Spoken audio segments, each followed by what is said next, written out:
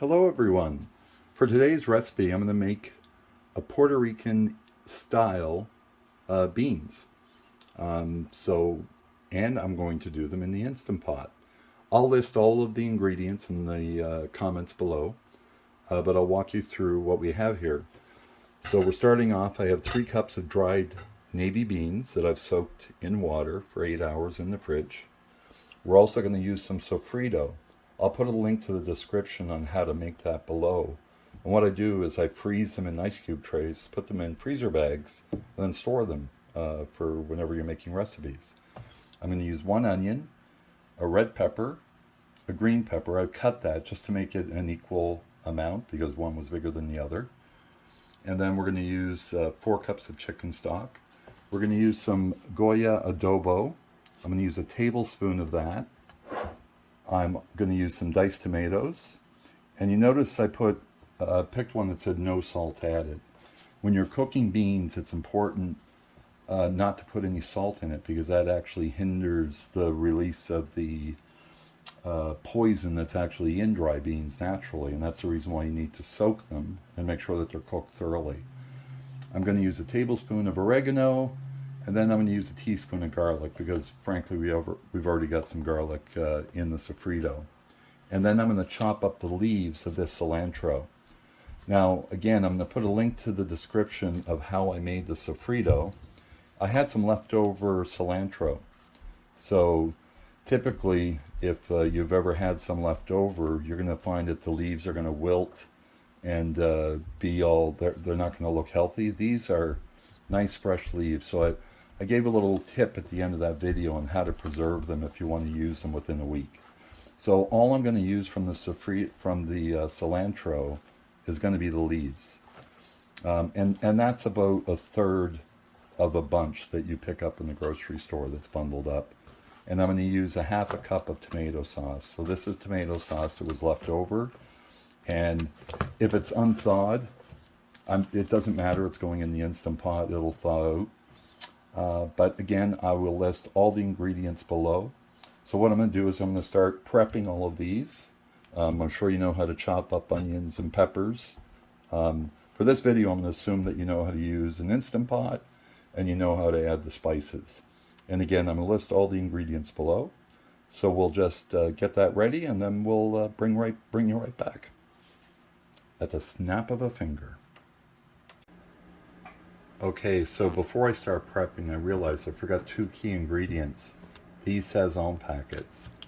If you live in Nova Scotia, they're rare to find. Pete's Fruitique sometimes have it. I've seen them in superstores occasionally.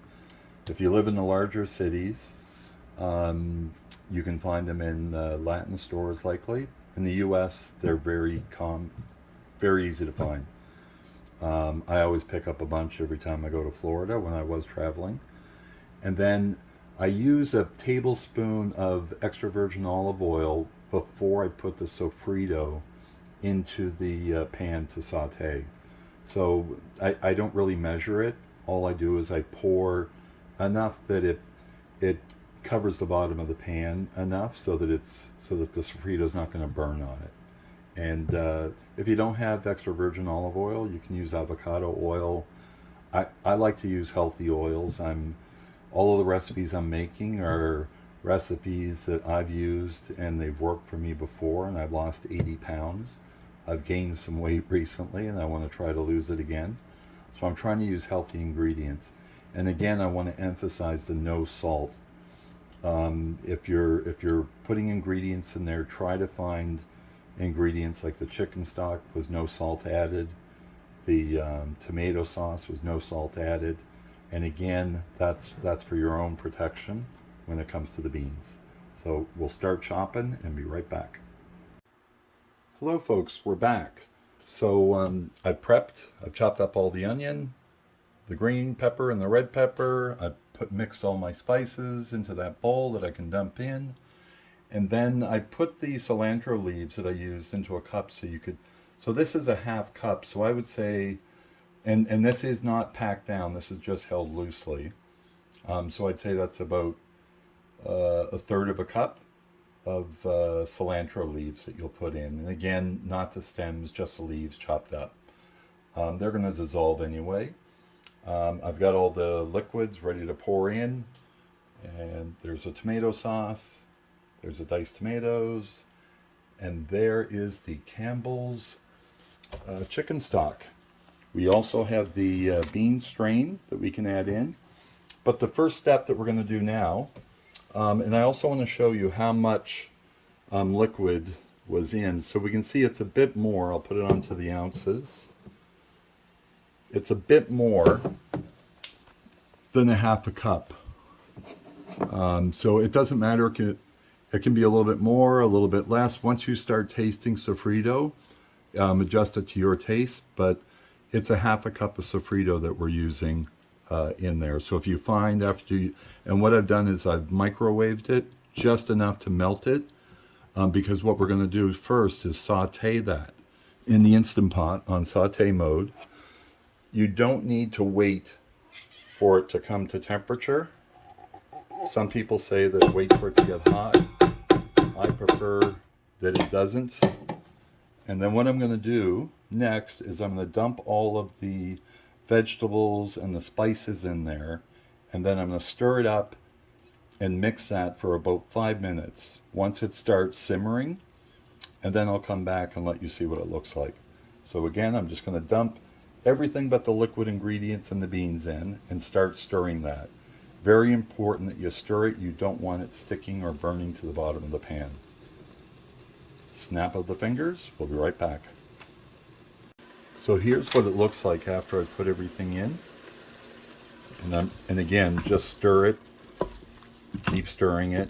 What you want to do is to get that those Sofrito flavors going through. And you don't need to worry about cooking. You just want to give it 2 or 3 minutes once it gets to that point where it's actually starting to, you can hear it cooking, and like if you leave it alone. You want to do that for, when it gets to this point, do it for about 2 or 3 minutes, and then I'll bring you back and we'll start doing the liquids. So now folks, I put all of the liquids in. So everything's in there. And now what we're going to do is we're going to leave it, we're going to still leave it on saute mode. And the reason for that is because the liquids are all cold, and if you're familiar with using an Instant Pot, you don't want to get that dreaded burn notice on there. But I'll tell you what to do if it does come up. And the other key part, when we start adding the beans, we don't want to go past that max line. So we need to make sure that when we put the beans in, that we don't go over that. So we may have beans left over that we don't use, and then I'll let you know how much of those are left. But we want to make sure that when we add them, it's just up to that max mark. So what I'm going to do is I'm going to pour the beans in, and then I'll show you how much is left over.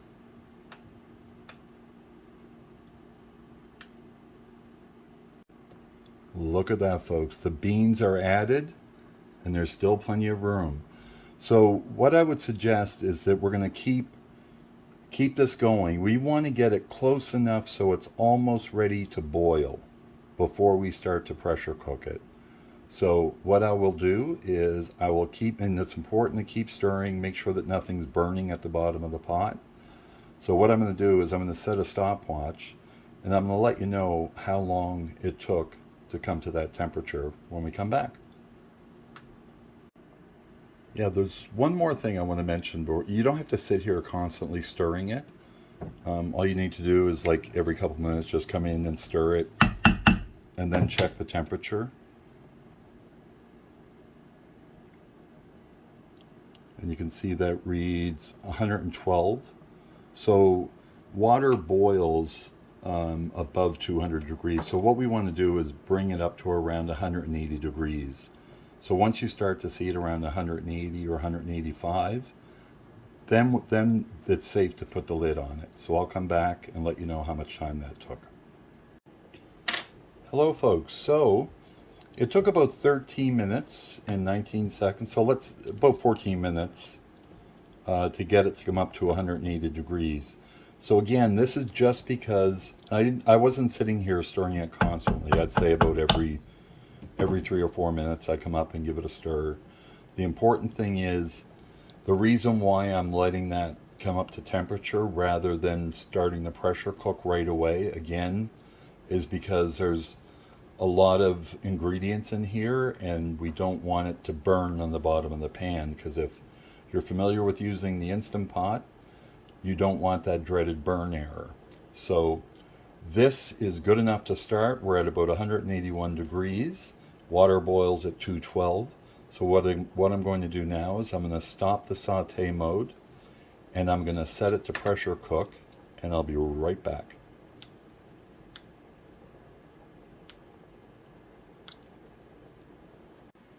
So here we are. I put the lid on. I set it to 35 minutes at high pressure, and we're going to click start. Once it comes to pressure, it's going to cook for 35 minutes, and what we're going to do is let it do a natural release for 5 minutes, and then we'll come back and do a full release, and I'll be here when we're ready to do that.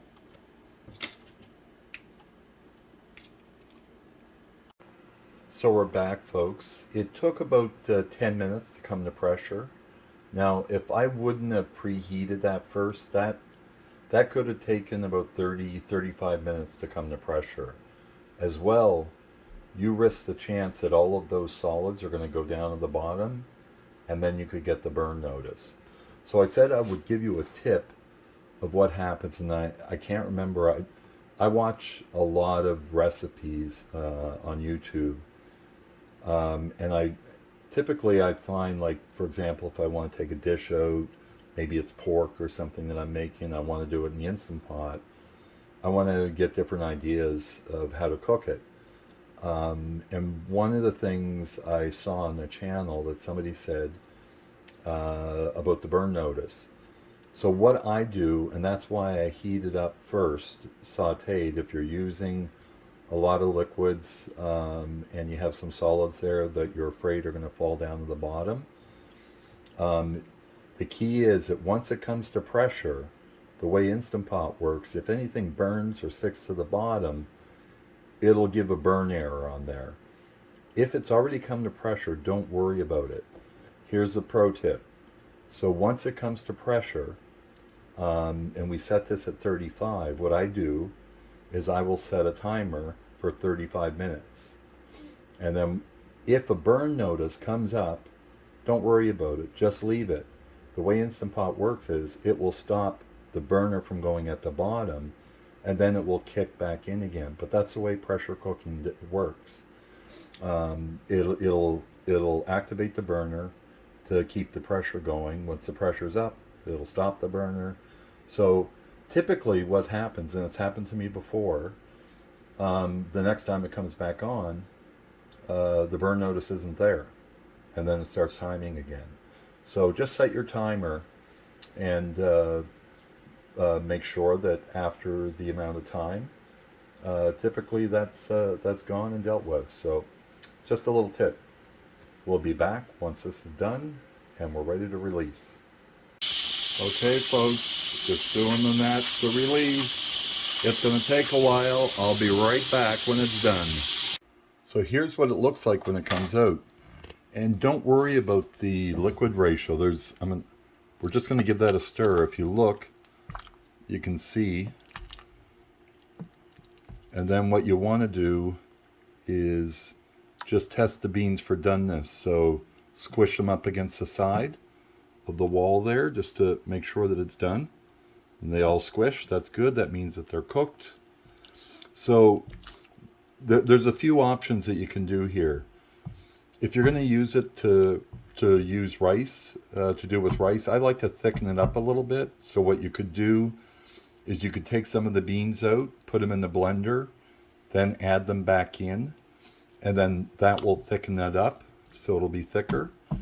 Or you can pour some of the liquid out and save that to add to your rice that you're going to be cooking, the flavors. So that would be my suggestion, because it'll give you the Puerto Rican flavors in your rice that you cook.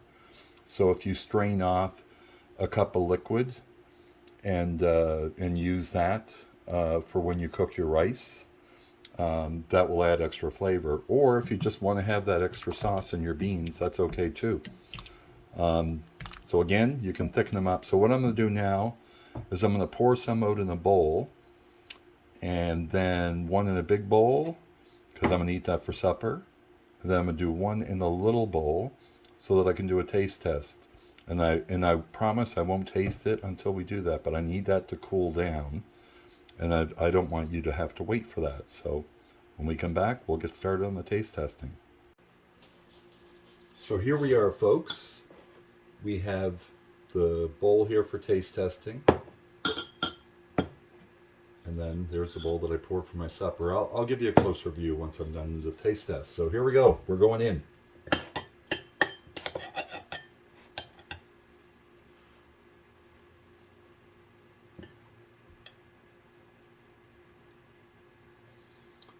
Brings me back to my childhood. It's good. Now I'm going to bring you in so you can have a closer look. There's what we're dealing with, folks. You pour this on some rice. It is delicious. Or again, you can just eat it on your own. But I wish that the smells could go through on Facebook, or I'm sorry, YouTube, along with the video. I know my video quality isn't that great. Again, I've only been doing this for a week.